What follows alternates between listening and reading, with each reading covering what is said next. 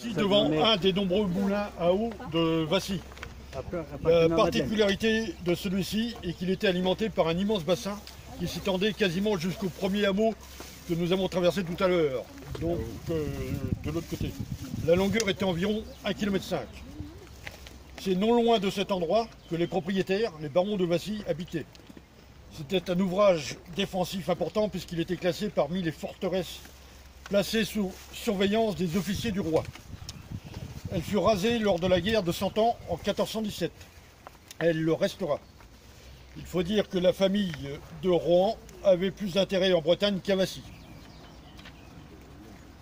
Leurs successeurs iront jusqu'à construire un nouveau château à l'extrémité nord-ouest de Vassy, touchant les communes de Pierre et du Teil. Il sera démoli en 1952. Toujours est-il qu'à cet endroit, la retenue d'eau alimentait leurs 3 moulins. Il y en avait un à seigle, un à blé, chacun avec 2 meules, et un moulin pour accommoder l'avoine. Les retenues d'eau étaient ainsi un avantage pour leurs propriétaires puisqu'elles servaient de réserve de pêche. Celle-ci se nommait d'ailleurs le Grand Vivier. Et en 1666, quelques bourgeois de Vassy avaient décidé d'y mettre du chanvre à rouir.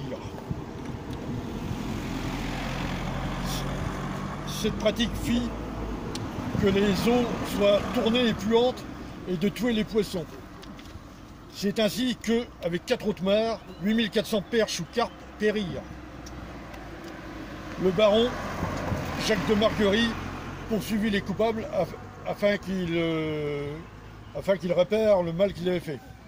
Alors, au pied de ce moulin, de l'autre côté du Tortillon, donc c'est le ruisseau qu'on a vu, se dressait l'église Saint-Martin du Vivier. Ces ruines subsistaient encore au XVIIe siècle. Vassy avait la particularité de s'être développée et agrandie par le regroupement de 3 paroisses et de 3 églises, et ce en 1208. Les fondations de l'église actuelle datent de cette époque. Et depuis, Vassy est une des communes les plus étendues du Calvados, avec ses 3100 hectares.